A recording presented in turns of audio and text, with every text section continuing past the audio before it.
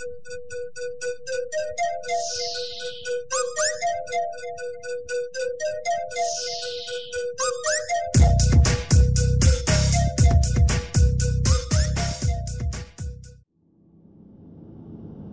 Greenbrier County, West Virginia, 1896, a local woman named Zona Heaster met a blacksmith by the name of Erasmus Shue. Zona was immediately swept off her feet by the seemingly charming, older Erasmus. Zona's mother, however, disapproved of Erasmus since he had been married twice before and was considerably older than Zona. Despite Zona's mother's disapproval, and after a brief courtship, the two were married. For the first 3 months, the marriage seemed to go well and was uneventful. But then everything changed. Erasmus would fly into rages and become violent over seemingly nothing.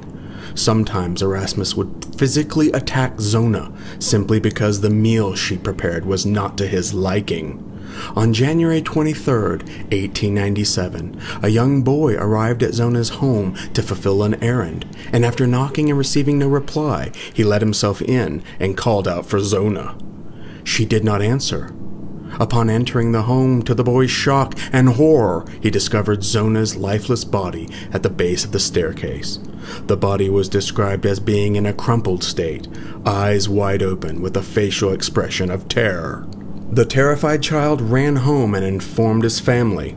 It took the town doctor, George Knapp, over an hour to finally arrive at the Shue residence. But when he arrived, Erasmus had already moved Zona upstairs to her bed and dressed her in a high-neck dress and placed a veil over her face.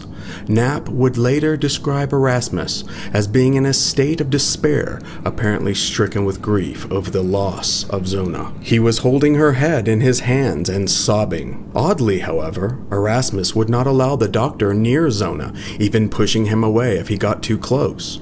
Because of this, Knapp would ultimately rule Zona's death to be death by everlasting faint, which was considered a broad term that included the possibility of heart-related collapse. Having an official cause of death, Erasmus and Zona's family proceeded with the funeral. All the while, Zona's mother was unconvinced of her daughter's cause of death. During the funeral, Erasmus was described as behaving odd. He seemed to be jealous, guarding Zona's body, allowing no one, not even Zona's family, to come close to her. Onlookers noticed a scarf around Zona's neck, and upon questioning Erasmus, he would say, "Yes, that was always Zona's favorite." During the funeral, Zona's mother would secretly take the veil that was laid over her daughter's body and bring it home. Oddly, the veil seemed to be stained, and upon washing it in a basin, the water turned blood red. After this event, Zona's mother would describe hearing unrelenting voices in her head, pleading with her to believe Erasmus had murdered Zona. Zona's mother was deeply troubled by this phenomena, and being a spiritual person, began praying daily in hopes of answers. One evening, Zona's mother, Mary, had an intense dream. In the dream, Zona appeared to her and told her Erasmus had been a despicable, violent person, frequently beating her, and that it was during one such outburst of violence Erasmus grabbed Zona by the throat and broke her neck. Mary then said, to illustrate the horrible event, the apparition of her daughter, then rotated her head 360 degrees to reveal the neck to be broken. The dreams were so vivid and unlike any other she had ever had that she was convinced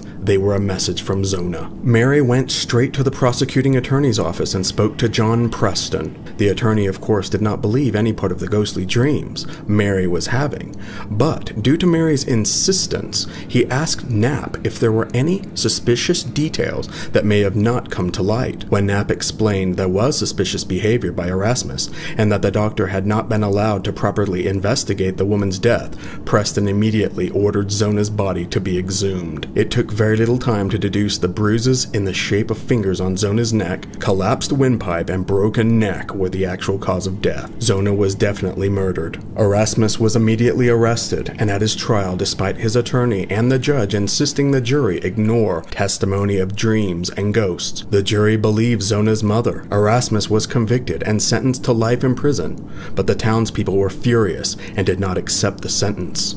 They formed a mob and attempted to forcibly take back Erasmus so that they could hang him. The mob was unsuccessful, and later, Erasmus would be sent to prison. After only 3 years, in March 1900, Erasmus would succumb and die to the flu. Did Zona's ghost really appear to her mother in her dreams? Whether the ghostly tales were real or not, Zona's murder was solved because of them. Zona's case is the only one confirmed in history to be solved by a ghost.